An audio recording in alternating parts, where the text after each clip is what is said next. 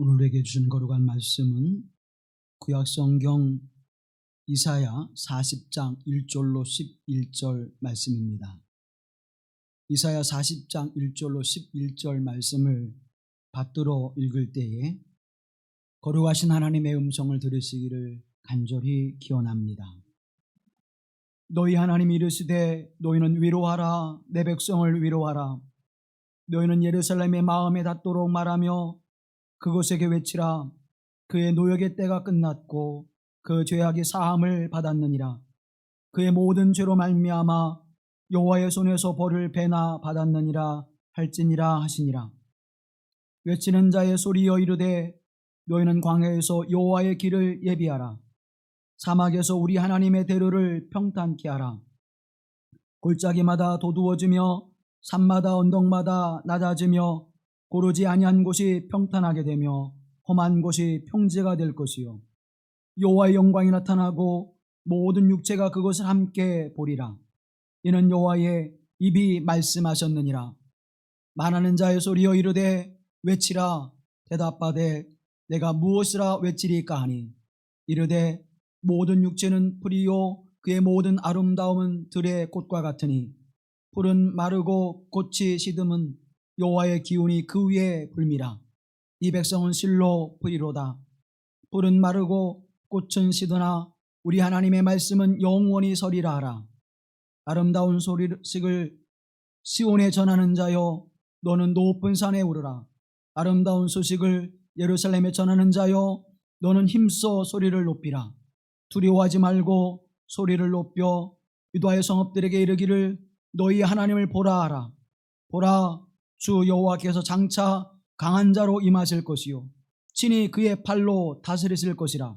보라, 상급이 그에게 있고 보응이 그의 앞에 있으며 그는 목자같이 양떼를 먹이시며 어린 양을 그 팔로 모아 폼에 안으시며 젖먹이는 암컷들을 온순히 인도하시리로다. 이는 하나님의 말씀입니다.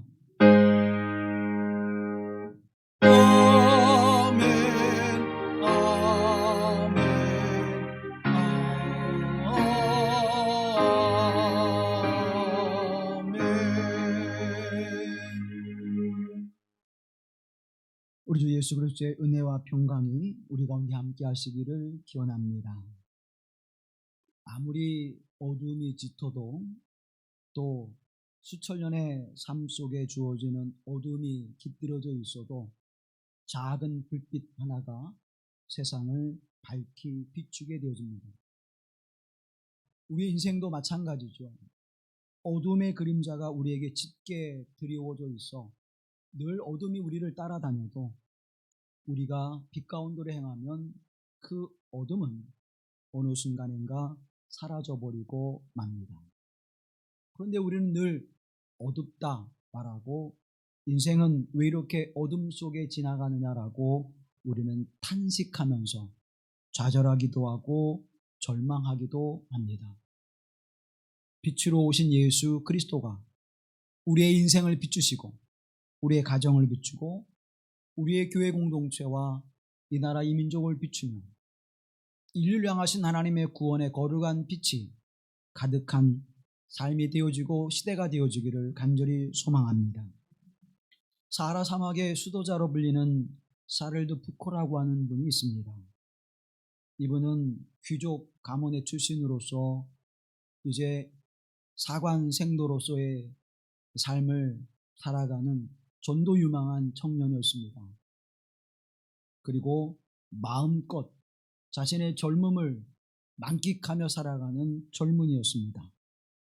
문제는 그것이 도가 지났다는 것이죠.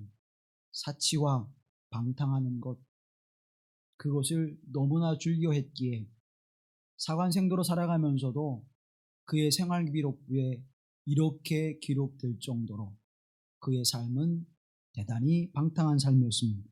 성격은 좋으나 경솔하며 쾌락만을 추구한다.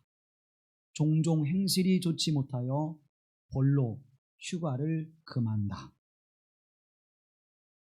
얼마나 그 모습이 사람 또 그를 가르치는 선생님들에게 보여질 때에 방탕하고 자유분방한 삶의 모습이었는가를 보여줍니다. 그가 휴가를 얻어서 모로코를 방문하게 됐습니다. 탐험하고 여행하는 것을 좋아했던 이 부코는 그곳에 여행하면서 무슬림들을 만나게 됩니다. 그 무슬림들이 신을 경배하는 모습을 보면서 감탄하게 됩니다. 야, 이렇게 신을 섬기는 일에 열심을 다하는 이들이 있구나. 그간 하나님을 떠났던 자신의 모습을 보게 되어지고 그곳에서 큰 깨달음과 뉘우침을 갖고 다시 돌아와 이제 그 모든 삶을 청산하고 하나님께서 쓰시는 하나님의 일꾼이 되게 하옵소서 결단하고 그렇게 하나님 앞에 헌신을 결단하고 이제 수도의 길을 갑니다. 그가 만났던 무슬림들에게 참된 복음이 하나님의 그 거룩한 은혜가 무엇인지를 그들에게 증거하기 위하여 사하라 사막의 무슬림들에게 복음을 전하는 선교사로 스스로 청원하고 또 그곳에서 이제 수도의 삶을 살아가는 일을 선택하여 갑니다. 그러면서 그는 하나님께서 그를 부르시는 놀라운 은혜와 방법들을 경험하게 되어지며 그곳에서 복음 전도자로 또 하나님의 말씀을 따라 순종하며 믿음으로 살아가는 자로 서게 되어집니다. 어렵고 힘든 무슬림들을 돌보면서 복음을 증거하는 그 삶 속에서 그는 늘 기도하는 것을 하나님의 말씀을 묵상하는 것을 잊지 않고 있었습니다. 그가 남겨놓은 많은 기도문 가운데에 의탁의 기도라고 하는 기도문이 있는데 이 기도문을 읽으면 늘 마음의 뭉클함과 또 뜨거움이 다시 식어진 우리의 열정을 불러일으키는 기도입니다. 아버지, 이 몸을 당신께 바치오니 좋으실 대로 하십시오. 저를 어떻게 하시든지 감사드릴 뿐 저는 무엇이나 준비되어 있고 무엇이나 받아들이겠습니다. 아버지의 뜻이 저와 모든 피조물 위에 이루어진다면 이 밖에 다른 것은 아무것도 바라지 않습니다. 내 영혼을 당신 손에 도로 드립니다. 당신을 사랑하옵기에 이 마음의 사랑을 다하여 하나님께 내 영혼을 바치옵니다. 당신은 내 아버지시기에 끝없이 믿으며 남김없이 이 몸을 드리고 당신 손에 맡기는 것이 어쩔 수 없는 저의 사랑입니다. 사랑하는 여러분, 이 기도가 믿음의 사람들이 살아갈 삶의 방향성을 분명하게 해주고 있습니다. 믿음이라고 하는 것이 무엇인지 또 믿음의 삶을 살아간다고 하는 것이 하나님 앞에 복음 앞에 살아간다고 하는 것이 무엇인지를 우리에게 분명히 전해주고 있는데 하나님에 대한 무한한 신뢰 그리고 그분께 생명을 내어 드림으로 말미암아 그 생명을 사랑으로 취하시는 하나님의 은혜가 함께하고 있음을 우리는 보게 되어집니다. 여러분의 삶과 믿음 가운데에도 하나님의 이 무한하신 사랑과 은혜를 신뢰하며 내 삶을 주님께 내어드립니다. 주님께서 어떻게 사용하시든지 하나님의 뜻을 위하여 사용해 주시옵소서.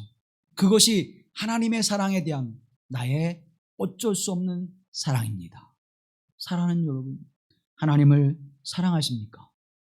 오늘 이 시대를 살아가면서 우리는 하나님 사랑하는 것에 있어서 많이 흐려져 있지요. 세상의 모든 일들 속에서도 우리는 그 삶의 모습을 쉽게 찾아볼 수 있습니다. 좋은 것 그리고 갖고 싶은 것들이 많아지는 세상 속에 살아갑니다. 그전에는 그렇게 갖고 싶은 것들이 많지 않았지요. 그런데 요즘에는 갖고 싶은 것들이 많아집니다. 매스컴을 통해서 또 우리가 전자기기를 통해서 끊임없이 우리를 향해서 광고의 메일들이 광고에 그 전달되어지는 전단지와 또 우리에게 유혹되어지는 그 제품들이 쏟아져 나오고 있습니다. 나는 지금 이것을 갖고 있는데 이것보다 더 좋은 것이 나올 때 우리는 그것을 취하고자 하는 마음이 우리 속에 있습니다. 소비사회 속에 살아가는 우리의 삶 속에는 그 소비가 우리의 정신을 흐리게 하고 때로는 필요치 않은 것도 구입하게 되어주는 삶을 살아갑니다. 사야 돼. 이건 꼭 사야 돼. 우리 그런 명령을 들을 때 어떻게 됩니까? 아멘 하고 순종하죠. 하나님의 말씀에 대해서는 하나님 잠깐만요. 내가 좀 계산해보고 생각해보고요. 근데 사람들이 소비를 부추길 때에는 정말 그런 것 같아요. 보암직도 하고 먹음직도 하고 탐스럽기도 해서 이건 꼭 소유해야 돼. 소유각이야. 사람 여러분, 수많은 것들이 우리에게 명령을 내려요. 저도 가끔 우리 집사람한테 핀잔을 듣는 게 1+1에 제가 자꾸 약해지더라고요. 이거 지금 사면 하나 더 준다는데 반값에 사는 건데. 여러분, 거여가기 힘든 그런 사회 속에 우리 살아갑니다. 그러다 보니까 우리의 삶의 모습은 어때요? 점점점 지쳐만 가요. 많은 것들로 소유하고 많은 것들을 누리는 것 같은데 우리의 일상은 점점점 지쳐갑니다. 왜 지쳐갑니까? 그것을 소유하기 위해서 더 열심히 해야 돼요. 그것을 내가 얻기 위해서 다른 것들을 다 어떻게 해요? 줄여야 돼요. 거리를 걷는 사람들의 모습 속에서 많은 것들을 누리고 소유하며 살아가는 행복과 기쁨보다는 그 일상의 삶 속에서 지치고 힘든 우리의 일상을 보게 되어집니다. 사랑하는 성도 여러분, 우리가 많은 것을 지금 누리고 있죠. 근데 그 많은 것을 누리면서 더 행복한 얼굴과 행복한 삶의 모습으로 살아가고 있습니까? 현대인들의 삶의 모습을 뭐라고 규정하고 있습니까? 피곤하고 지치고, 그래서 우리는 더 몸에 좋은 것들을 많이 찾게 되어지고 그것을 구하게 되어집니다. 이전에는 세 끼 밥을 먹으면 든든했어요. 하루를 살아가는데 아무런 문제가 없어요. 가끔 배가 고프면 간식으로 고구마 또는 감자 쪄서 먹으면 됐습니다. 그런데 지금은요, 여러분의 집에 식탁 위에 무엇이 있습니까? 이것저것 영양제들이 피부를, 혈관을, 우리의 삶 속에 점점 피곤하고 지친 일상의 모습을 살아갑니다. 거기에 더하여져 우리가 지금 경험하고 있는 이 세계는 더욱 우리를 힘들고 지치게 만들지요. 그때 우리에게 필요한 것은 무엇입니까? 이때 가장 우리에게 듣고 싶은 그 이야기는 무엇일까요? 그것은 다름 아닌 위로의 말씀입니다. 지친 일상의 삶을 살아가면서 성경은 우리에게 이렇게 외치고 있습니다. 너희는 위로하라. 나의 백성을 위로하라. 하나님, 저도 위로받고 싶은데요. 누구를 위로하라고 말씀하는 거예요. 사랑하는 성도 여러분, 너희는 위로하라. 나의 백성을 위로하라고 성경이 말씀합니다. 이 본문의 말씀을 원문에 가깝게 직역해 보면 이렇게 번역이 되어집니다. 위로하여라 너는, 위로하여라 너희는 나의 백성. 사랑하는 성도 여러분, 오늘 우리가 이 땅에 살아가면서 어떤 삶을 살아가야 합니까? 하나님의 위로하심이 우리에게 임하여 그 위로를 세상에 전하는 자가 되어야 될 줄로 믿습니다. 나도 위로받아야 되는데 하나님 누구에게 위로를 전하라고 말씀합니까? 바벨론 포로 70년의 인생을 살아갑니다. 그 인생 속에서 그들은 어려움과 고난을 경험하게 됩니다. 이제는 예루살렘으로 다시 이스라엘로 돌아갈 수 없는 절망과 체념과 낙심함이 그들에게 젖어 있었습니다. 이제는 이렇게 여기에서 사는구나. 이제는 여기에서 잘 살아야지. 어떻게 하면 내가 이 이국 땅에서 바벨론의 포로의 생활에서 좀 더 평안하고 잘 살 수 있을까? 이것을 이제 걱정하며 살아갑니다. 체념, 포기, 절망, 낙심, 이런 것도 이제는 더 이상 존재하지 않습니다. 그저 하루하루를 생존하는 일에 힘을 다할 수밖에 없는 그런 인생을 살아가죠. 우리도 그러한 경험이 있습니다. 일제강점기에 40년의 그 삶 동안 우리는 얼마나 많은 고통과 아픔을 경험했습니까? 처음에는 나라를 다시 찾기 위해서 많은 이 사람들이 분연히 일어나 저항하고 또 독립을 위해서 수고하며 애썼습니다. 그 시간이 이제 흐르게 됩니다. 조금씩 흐르면서 희망을 가졌던 이들이 낙심합니다. 많은 민중들이 돌아서게 되죠. 그러면서 이제 사람들이 하나하나씩 일제에 의해서 살아가는 삶의 모습이 일상의 삶인 것처럼 느껴지는 때에 많은 사람들이 일제의 노역에 동원되어지고 또 일제의 부역을 찬양하며 찬송하는 이들이 있어서 친이라는 사람들이 생기게 됩니다. 가을이 되어지면 우리가 국화 옆에서라고 하는 시를 떠올리고 또 많은 사람들이 읽게 되어지죠. 그 시를 쓴 사람이 미당 서정주입니다. 서정적인 시인으로 우리에게 알려진 분이죠. 이분이 그런 얘기를 해요.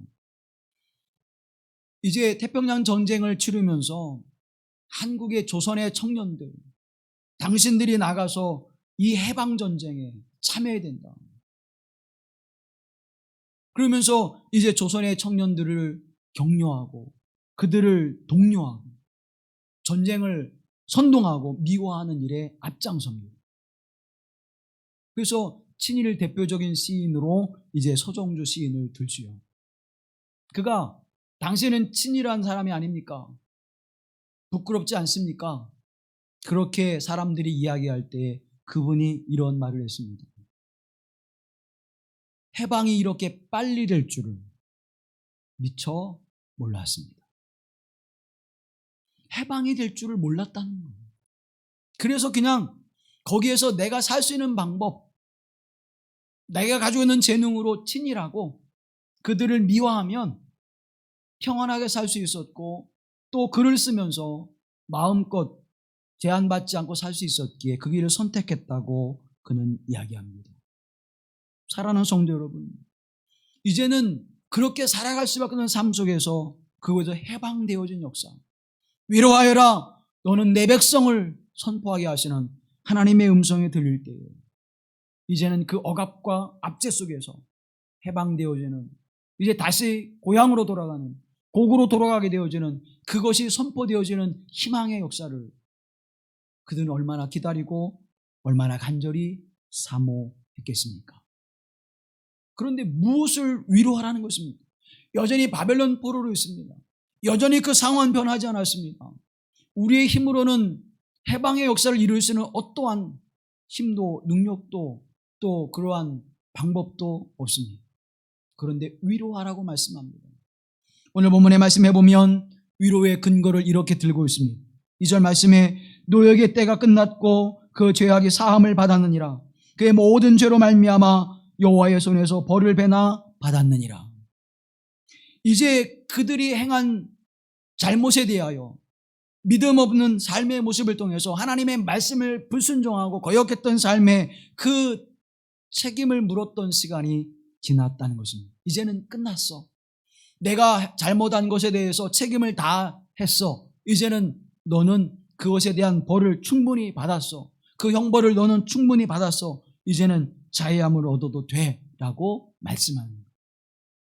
이제 우리가 더 이상 하나님 앞에 불순종하며 죄를 지었던 허물과 죄악의 삶의 모습을 통해서 이제 우리가 징계받았고 그리고 그 징계로 말미암아 억압되었던 인생을 이제 더 이상 너희가 살지 않아도 돼.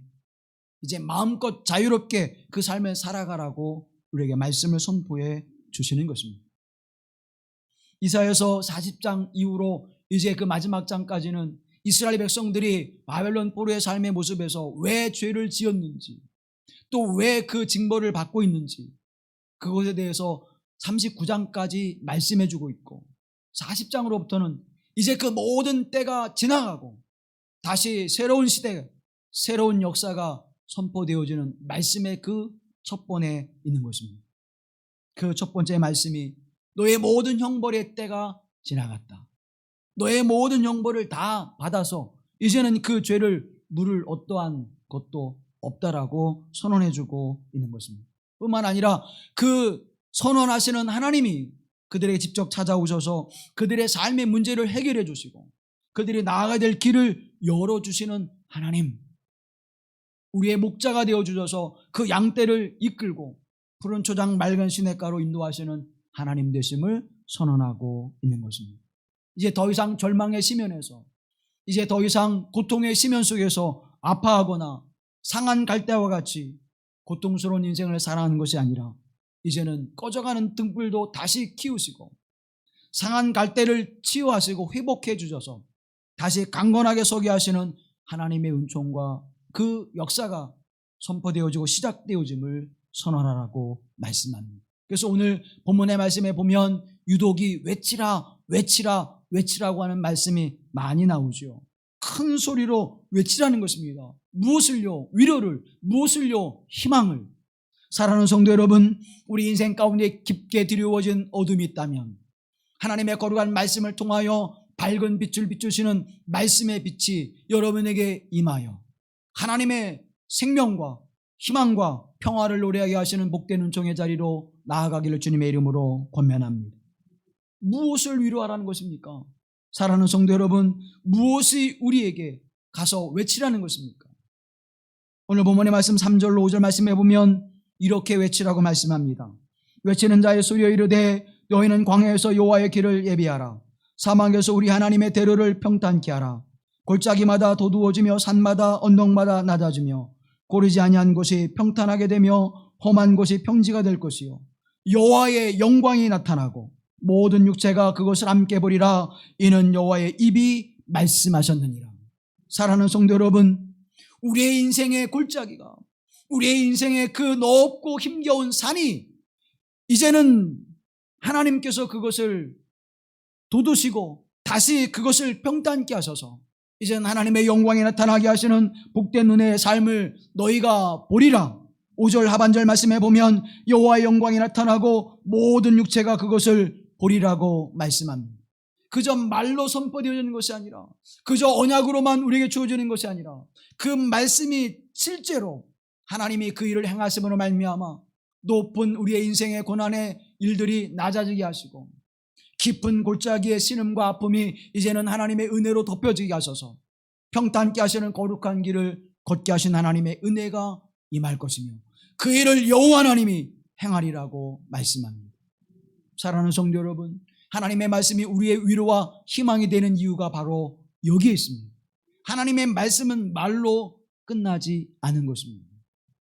우리가 어려움을 당하고 고난을 당하며 또 슬픔을 당한 이들을 위로할 때 우리는 말로 하지요. 상할 당한 가정에 가서 뭐라고 말할까? 뭐라고 위로할까? 많이 슬프시죠? 그럼 슬프지. 마음이 많이 상심이 되시죠? 그럼 상심이 되지. 뭔 말로 위로할 수 있을까요? 저도 늘 장례를 인도하면서 또 어려움을 당한 가정에 가서 말씀을 증거하면서 어떤 말로 위로를 할까? 때로는 아무 말도 못하고 그냥 예배를 인도하고 올 때가 많습니다. 하나님의 말씀이 위로가 되게 하옵소서. 그냥 그렇게 기도하는 거예요. 사람의 말로 뭘 위로할까요? 눈물 나지요. 많이 눈물 날 거예요. 그럼 눈물 나지. 안 슬프게 해서 슬프지. 그게 어떻게 위로가 될까요? 내가 대신 울어줄 수도 없는 것이죠. 내가 대신 아파할 수도 없는 것이죠. 침상에 누워있는 그를 바라보면서 그저 마음을 아파할 수 있지만 대신 아파할 수 없고 대신 그 고통을 느낄 수 없기에 어떠한 말로도 위로할 수 없게 되어집니다. 그런데 하나님의 말씀이 위로가 되어지고 하나님의 말씀이 우리에게 희망이 되어지는 것은 무슨 까닭입니까? 하나님은 말씀만 하시는 하나님이 아니라 그 일을 이루시는 하나님이죠. 내게 찾아오셔서 나의 손을 붙잡고 함께 가자, 나를 일으켜 세우시는 하나님. 내가 손을 내밀어 내 손을 붙들어 나를 건져주십시오. 기도할 때 손을 내미셔서 내 손을 붙들어 나를 건져내어 주시는 하나님. 내 인생의 깊은 신음의 골짜기를 하나님의 사랑과 은혜로 메꿔주셔서 평탄케 걸어가게 하시는 하나님. 내 인생의 아프고 고통스러운 고난의 길을, 힘든 인생의 언덕을 하나님께서 밀어내셔서 이제는 하나님의 사랑과 그 은혜 안에 소망을 바라보게 하신 하나님. 그 하나님의 은총이 우리 가운데 함께할 줄로 믿습니다. 하나님의 진실하심, 하나님의 신실하심, 나로 향하여 하나님에게로 마음을 두게 하시고 내 모든 삶을 하나님 앞에 맡기게 하시는, 전혀 출구가 보이지 않았는데, 전혀 나아가야 될 방향이 보이지 않았는데 내게 갈 길을 열어주시는 하나님의 은혜가 함께하셔 이제 그 하나님을 보라 말씀하실 때에 내가 눈을 들어 그 하나님을 보게 하시고 광야와 사막과 같은 인생 가운데서 우리의 삶을 더욱 풍요롭게 하시는 하나님의 은총이 우리 가운데 임함을 성경은 우리에게 증언해주고 있습니다. 사랑하는 성도 여러분, 이렇게 외롭고 힘든 인생의 모습이지만 하나님이 우리와 함께 하셔서, 아니 하나님이 우리를 찾아오셔서 우리를 위로해 주시고 우리에게 힘을 주시며 우리에게 용기를 북돋으신 하나님의 은총이 우리 가운데 충만하고 풍성함을 기억하십시오. 우리가 눈을 들어 그 역사를 바라보지 못하기, 우리가 눈을 들어 그 하나님이 어떻게 우리 가운데 일하시는지를 바라보지 못하기, 우리의 인생 가운데 우리는 낙심하고 절망하며 슬퍼하는 것입니다. 이 하나님의 은혜가 우리에게 주어질 때 우리의 삶은 변화되어지고 바뀌게 되어지는 것입니다. 우리는 거듭난 자라고 이야기합니다. 우리는 새로 난 자라고 이야기합니다. 우리는 다시 난 자라고 이야기합니다. 그런데 사랑하는 성도 여러분, 내가 새로 난 자로, 다시 난 자로, 거듭난 자의 삶의 모습을 살아가는 그 모습이 우리에게 어떠한 열매로 맺혀지고 있습니까? 세례요한은 많은 사람들이 그 앞에 회개하고 세례를 받으러 나올 때 그들에게 뭐라고 선포합니까? 회개에 합당한 열매를 맺으라고 선언합니다. 2벌의 속을 가지고 있다면 1벌의 속옷은 없는 자에게 나눠주라고 이야기합니다. 내가 세금을 걷는 세리라면 정당한 세금 외에는 더 걷지 말라고 이야기합니다. 내가 권력을 가진 자라면 그 권력을 가지고 너의 유익을 위하여, 자기의 이익을 위하여 쓰지 말라고 이야기합니다. 삶의 변화를 가져오는 것입니다. 그 모습을 바라보면서 희망이 있음을, 그 모습을 바라보면서 하나님의 살아계심을 증거하는 삶을 살아가는 것이 하나님 앞에 회개하고 하나님 은혜의 은총 앞에 나오는 자라고 선언해주고 있는 것입니다. 그렇다면 오늘 우리의 삶의 모습 속에서 사랑하는 성도 여러분, 이 어려운 때, 이 힘겨운 때를 살아가는 이들이 교회의 공동체를 바라보면서, 우리의 삶을 바라보면서 그들에게 위로와 희망을 주고 있습니까? 오히려 우리가 더 어떻게, 우리가 더 고통스러워하며 아파하며 힘들어하고 있지는 않습니다.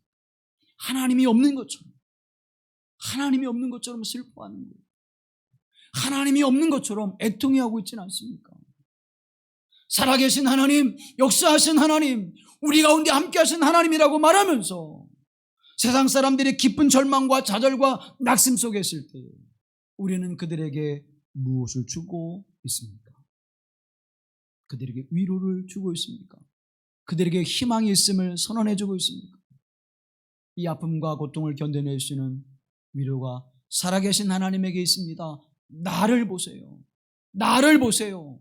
라고 우리는 그렇게 당당하게 그들에게 증거하고 있습니까?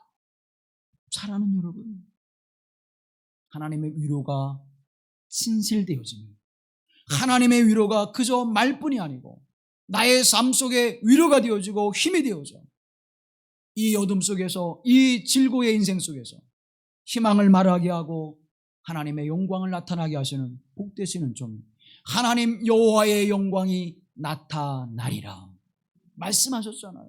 하나님, 내 인생의 이 깊은 절망 속에서, 내 인생의 깊은 이 시련과 아픔 속에서 하나님의 영광을 나타내 주시사 나로 하나님의 살아계심을, 나로 말미암아 하나님의 영광을 온 땅에 증거케 하옵소서. 그 믿음의 도구로 사용해 주옵소서. 사를드 부코와 같이 하나님, 내 인생은 아버지 것이니 내 생명을 받아 하나님의 일을 위하여 사용해 주시옵소서. 무한한 신뢰가, 사랑하는 성도 여러분, 무한한 믿음의 신뢰가 우리로 하여금 하나님의 영광을 나타나게 하실 줄로 믿습니다.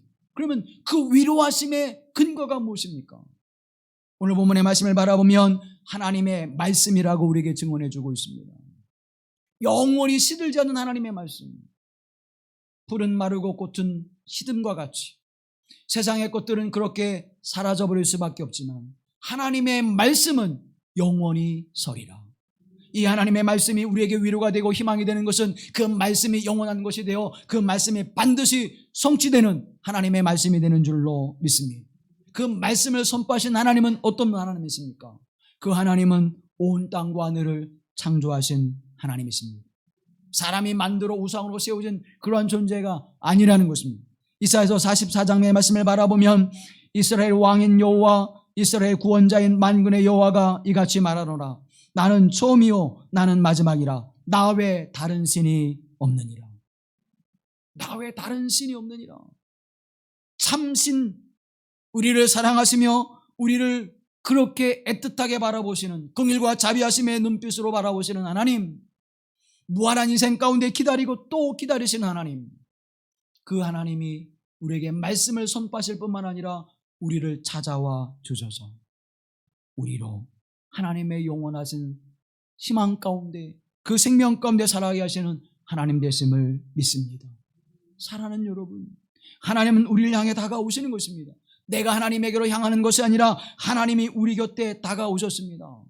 죄의 종노릇하는 자를, 어둠 속에 있는 자를, 거룩한 하나님 백성으로 살아가지 못하고 죄의 종노릇하는 우리에게 우리가 빼앗겨버린 영원한 생명과 영원한 삶을 다시 되찾아 주시고 이제는 다시 회복하게 하셔서 우리를 위로하시는 하나님. 그래서 그 하나님은 우리에게 이렇게 말씀합니다.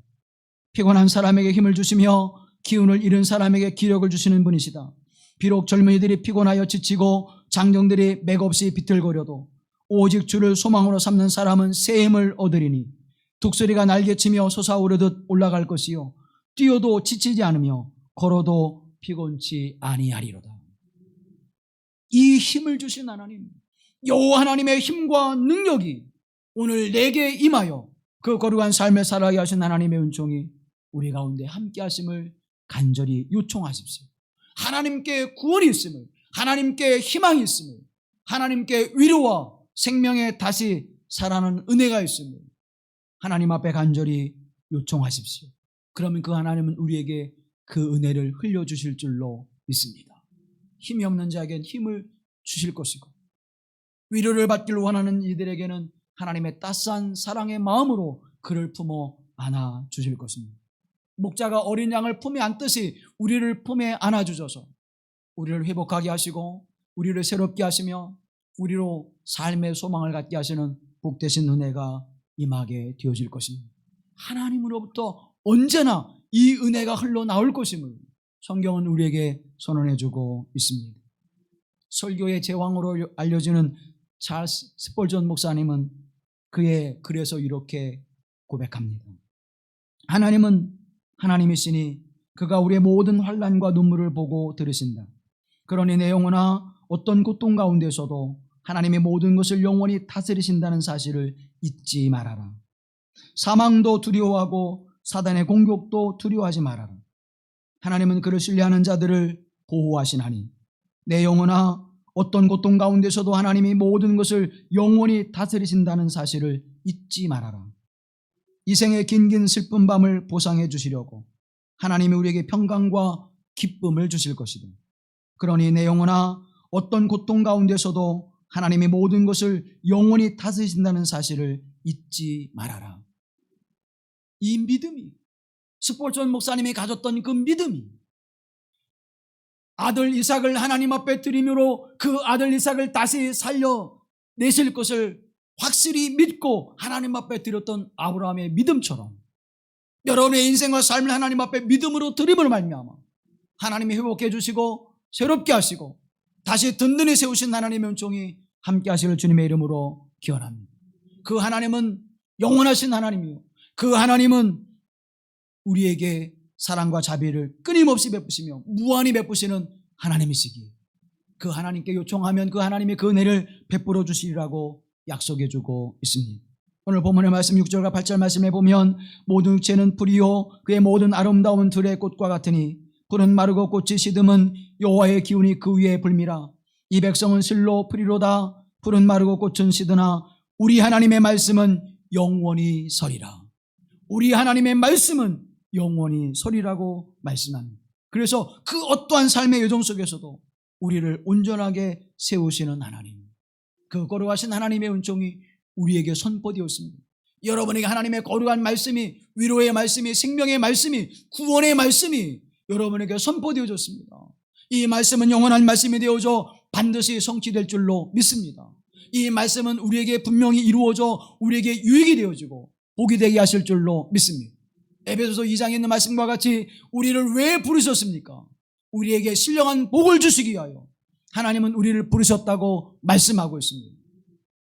신령한 복을 주시기 위하여 하나님 백성들을 부르시고 그들을 거룩하고 흠이 없는 자로 세우시는 하나님의 거룩한 계획과 섭리하심이 오늘도 우리 가운데서 이루어져 가는 줄로 믿습니다. 9절 말씀에 바라보면 아름다운 소식을 시온에 전하는 자여 너는 높은 산에 오르라. 아름다운 소식을 예루살렘에 전하는 자여 너는 힘써 소리를 높이라. 두려워하지 말고 소리를 높여 유다의 성읍들에게 이르기를 너의 하나님을 보라. 너의 하나님을 보라.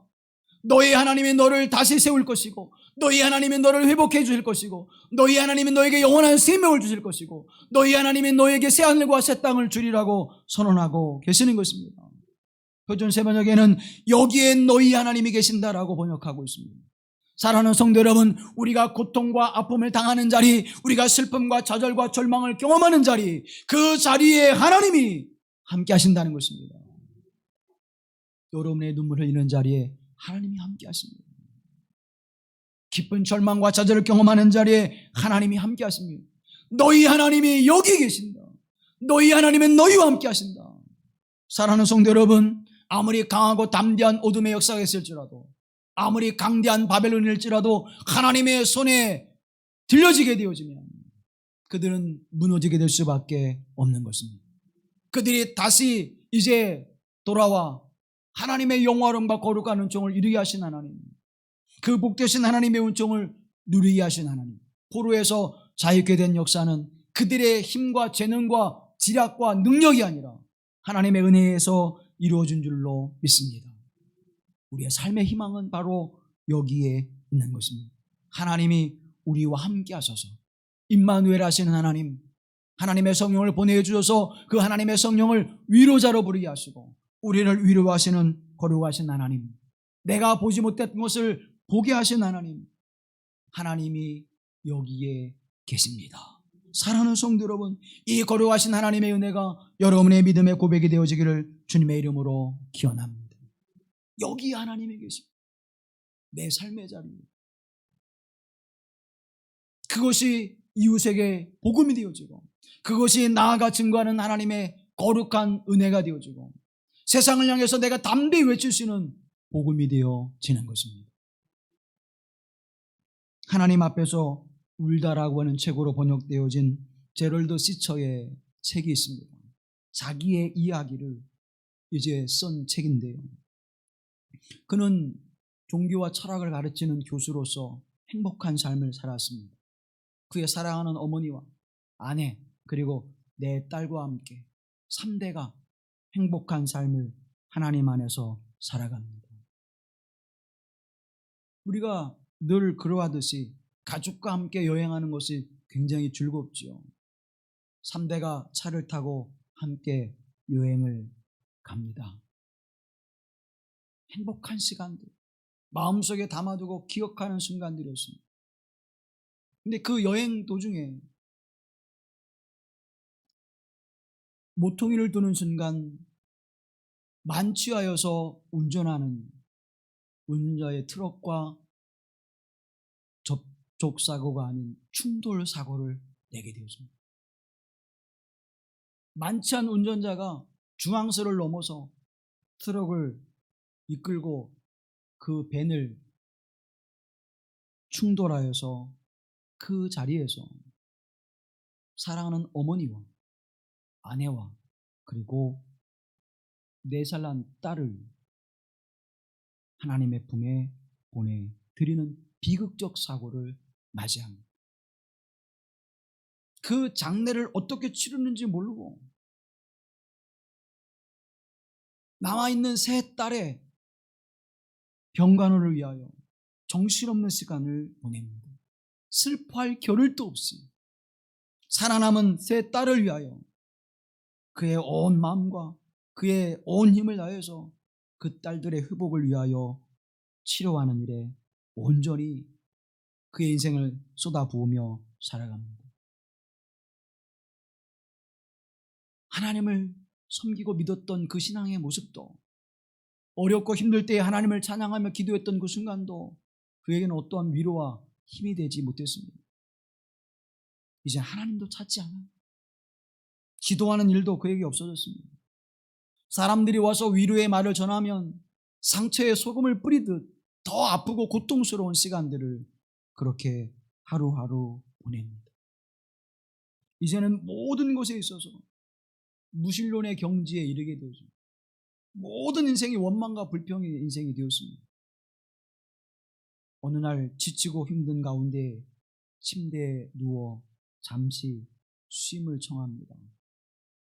꿈속에서인지 환영 가운데 보여지는 건지 알 수 없지만 다시 그때의 기억이 생생하게 보여집니다. 자신의 차가 가고 있고 만취하여서 운전하고 있는 트럭이 중앙선을 넘어서 자신이 운전하고 있는 그 차에 충돌하는 순간이 생생하게 보여집니다. 그 참혹한 현장이 다시 보여지게 되면서 그는 어떠한 마음이 되었을까요? 그는 그의 책에서 이렇게 이야기합니다. 나는 이제까지 하나님의 주권에 대한 나의 견해가 너무 협소했다고 믿는다. 그분의 주권은 삶의 모든 것, 예를 들면 단순한 비극적 체험뿐 아니라 그 일에 대한 우리의 반응까지 아우른다. 그분의 주권은 인간이 경험하는 모든 것을 에워싸서 보다 거대한 전체 속으로 통합시킨다. 그리고 계속해서 그는 이렇게 이야기합니다. 이 백일몽을 경험하고 나서도 나는 왜 사고가 일어나는가 하는 물음에 대한 대답을 얻지 못했다. 또 그 사고가 나에게 유익했다는 확신도 얻지 못했다. 사고로 인한 나의 슬픔을 씻고 행복을 대신 얻지도 못했다. 그러나 평화를 얻었다. 그날 이후로 나는 하나님의 주권이 저주가 아니라 축복이라는 사실을 믿기 시작했다. 내 앞에 있던 절벽은 여전히 나를 압도하며 높이 서 있다. 그러나 나는 이제 그곳을 바라보며 안정감을 느끼고 한편으로 경외감에 가득 차게 된다. 그 사고의 그 현실은 내 삶 속에도 지워낼 수 없는 일이지만 그러나 그것을 바라보게 하셔서 나로 그것을 견디고 넘어서게 하신 하나님의 은혜를 경험했다는 거예요. 그 생생한 사고 현장, 그때는 알 수 없었고 보지 못했던 무엇이 보여졌는가 하면 그 길 건너편에 서서 계신 하나님을 그가 보게 되는 것입니다. 그래서 그는 그 거룩한 빛이 임하여 있는 그 건너편을 바라보는데 그곳에서 사고를 당한 나의 어머니, 나의 사랑하는 아내, 나의 사랑하는 딸을 하나님의 나라로 인도하시는 하나님의 그 거룩한 모습을 보았다는 것입니다. 그 거룩한 하나님의 빛이 그들을 그렇게 하나님의 나라로 인도하는 것을 다시 보고 하나님의 주권이, 하나님의 그 역사하심이 무엇인지를 다시 깨닫고 고백하며 하나님의 나라로 천국으로 받아들이기 위해서 하나님이 가까이 계셨구나. 그리고 남은 나를 위하여, 남은 우리의 사랑하는 딸들을 위하여 위로하시기 위하여 하나님은 거기에서 계셨구나. 그리고 내가 이 모든 삶의 고통과 아픔을 이기고 사랑하는 딸들과 다시 새로운 삶을 살아가게 하시기 위하여 하나님은 그 길에서 나를 내려다보고 계셨구나. 이것이 시처 박사가 경험한 하나님의 은혜인 것입니다.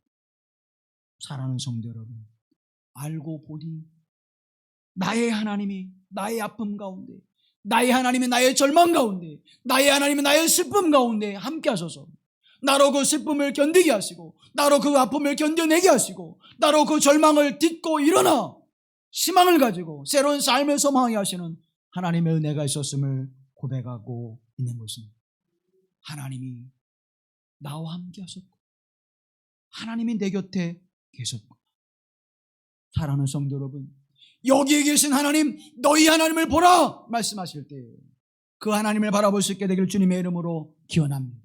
그래서 성경은 말씀합니다. 깨어 일어나라. 함께 가자. 사랑하는 성도 여러분, 그래서 우리는 깨어 일어나야 합니다. 깨어있지 못하면 하나님의 역사를 바라보지 못합니다. 깨어있지 못하면 하나님의 그 큰 그림을 우리가 바라볼 수가 없는 것입니다. 당장 내 앞에 펼쳐지는 세상을 바라볼 수 있지만 그것을 넘어서는 하나님의 역사를 우리는 경험할 수 없습니다. 우리의 인생은 찰나의 순간을 살아가지요. 여러분의 인생 가운데 우리가 앞을 바라볼 수 있는 그 나날들이 있습니까? 없습니까?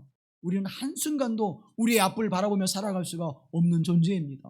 그런데 그 앞에 이루어지는 모든 사건을 바라보신 하나님, 내 인생 전체를 바라보시면서 그 역사를 이루시는 하나님, 이 시대와 역사를 하나님의 역사 속에서 바라보신 하나님, 내가 사고를 당하고 그 사고 현장을 이제 멀리에서 가까이에서 바라보니까 보이지 않았던 하나님의 거룩한 빛이 보여졌던 것처럼, 사랑하는 성도 여러분, 내 인생 가운데 그렇게 서 계신 하나님을 바라볼 수 있는 은혜가 임하기를 주님의 이름으로 기원합니다.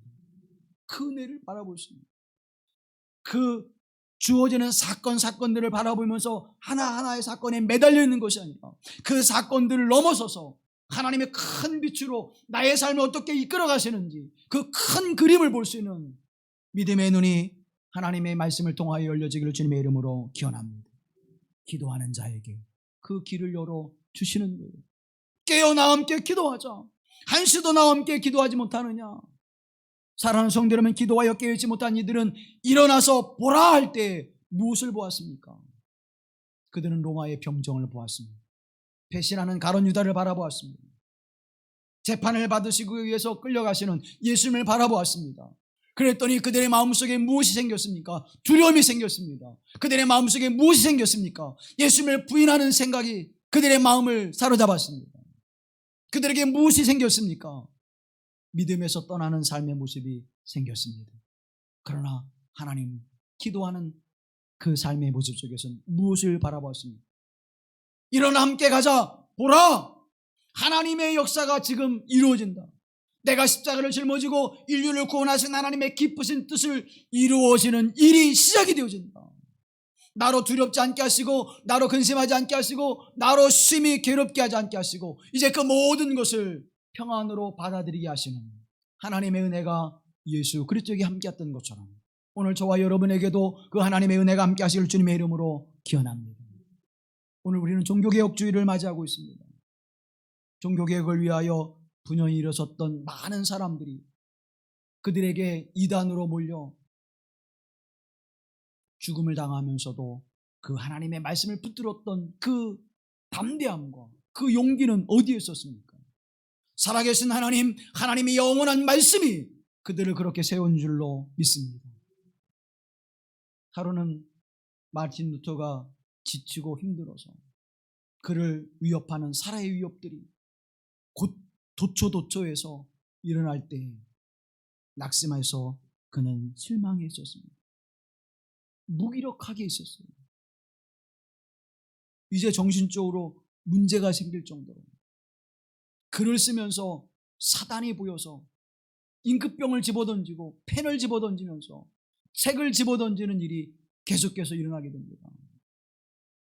그때 그의 사랑하는 아내 폰보라가 장례식 옷을 입고 그 앞에 왔습니다. 아니 여보, 어디 장례가 났어? 당신이 이렇게 하는 것을 보니까 하나님이 죽으셨나 봐요.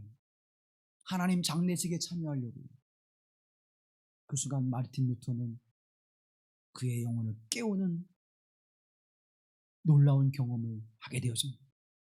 살아계신 하나님, 그 살아계신 하나님, 그 하나님의 나와 함께 하시는 거예요. 어둠과 사단의 역사를 두려워하며 내가 두려움 속에서 있었습니다. 다시 새 힘을 얻고 마침내 종교개혁을 이루게 하시는 하나님의 놀라운 역사에 쓰임받은 그 삶의 모습을 우리는 다시 기억하고 떠올려야 합니다. 여러분의 인생을 다시 세우신 하나님, 여러분의 인생을 더욱더 견고하게 하신 하나님, 그 하나님을 다시 바라보십시오. 그 하나님의 나를 반드시 일으켜 세우실 것입니다. 꺼져가는 등불을 끄지 아니하시는 하나님, 상한 갈대를 꺾지 아니하신 하나님, 그 하나님의 나를 다시 회복하게 하시고 아름다운 빛을 비치게 하시고 소망의 빛을 비치게 하시고 하나님의 영광을 나타나게 하시는 거룩한 자로 세우실 줄로 믿습니다. 사랑하는 성도 여러분, 여러분의 인생은 지금 어떤 인생으로 살아가고 있습니까? 슬픔과 아픔과 고통과 좌절과 절망이 여러분에게 다가와 낙심한 인생으로 살아가고 있습니까? 그러면 이 말씀을 들으십시오. 너희 하나님을 보라. 하나님을 볼 때 위로가 되어지고 그분으로부터 주어지는 하나님의 능력과 권능, 나에게 기쁜 소식을 가지고 또 다가오시는 그 하나님의 거룩하신 은총이 여러분의 삶 속에 함께 하시기를 주님의 이름으로 기원합니다. 성공과 번영이라고 하는 것을 향해서 달려가고 있는 사람이 있습니까? 그 무엇보다도 분주하게 성공을 위해서, 나의 번영을 위해서 안락한 삶을 살아가는 사람이 있다면 눈을 들어서 하나님의 뜻을 바라보십시오. 내가 걸어가는 이 발걸음의 목적이 하나님의 영광을 나타내는 것인지, 내가 이렇게 분주하고 힘들게 살아가는 인생의 모습의 그 열매가 우리의 생명을 위한 것인지, 다시 한번 하나님의 뜻이 어디에 있는지를 바라보십시오. 그리고 그 길 향해서 우리는 돌이켜 가야 할 것입니다. 성공이 우리에게 기쁨이 되지 않는 이유는 무엇입니까? 실패가 우리에게 좌절이 되지 않는 이유는 무엇입니까? 실패 속에서 하나님의 영광을 나타나게 하시고, 성공 속에서 세상의 어둠과 악에 사로잡히는 절망의 역사를 우리는 끊임없이 보아오지 않았습니까? 사랑하는 성도 여러분, 실패했다고 낙심하지 마십시오. 성공했다고 교만하여 자만하지 마십시오. 실패한 인생도 다시 세우셔서 하나님의 영광을 드러내게 하신 하나님의 역사가 이 땅의 수없는 역사 속에서 이루어졌음을 기억해야 할 것입니다. 나는 이도저도 아니고 그저 그날이 그날인 것처럼 평범한 일생을 살아가고 있다고 생각하는 사람들이 있을 것입니다. 사랑하는 성도 여러분, 평범한 일생을 살아가는 것이 우리에게 얼마나 큰 은혜입니까? 내가 하나님의 은혜를 사모하며 믿음 가운데 살아가는 그 평범한 일생도 우리에게는 기쁨이 되어지고, 우리에게는 소망이 되어지며, 그 평범한 일생 매일매일의 삶 속에서 하나님의 기적과 놀라운 은혜를 경험하게 하신다고 하는 사실입니다. 하나님의 살아계심을 경험합니다.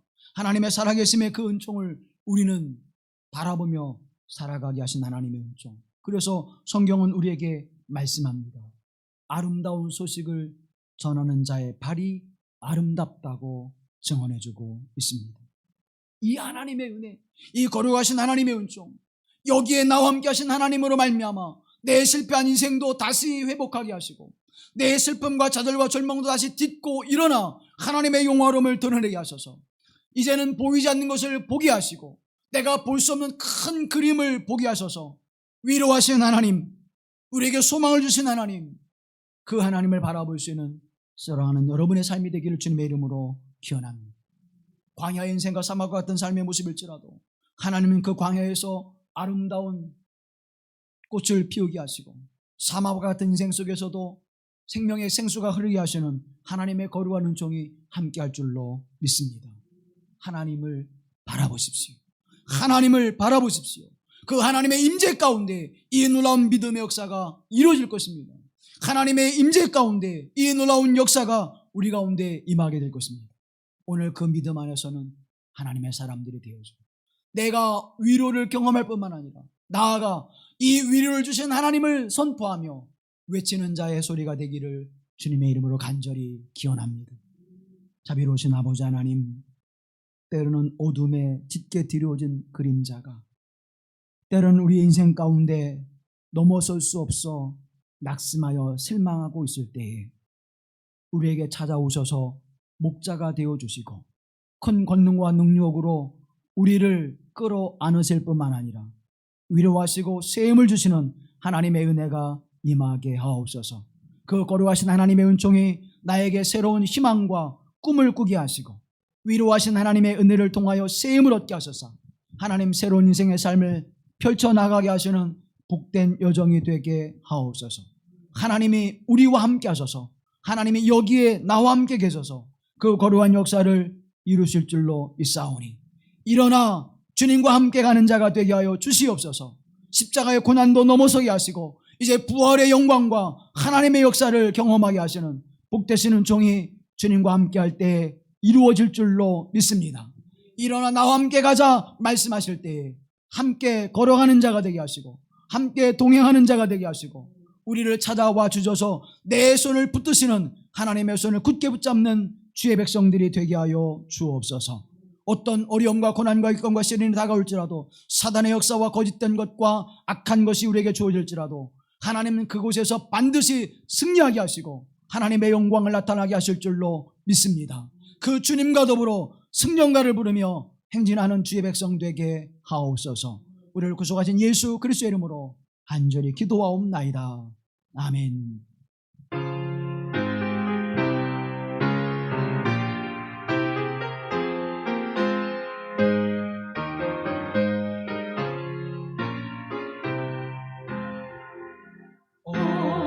어둠의 종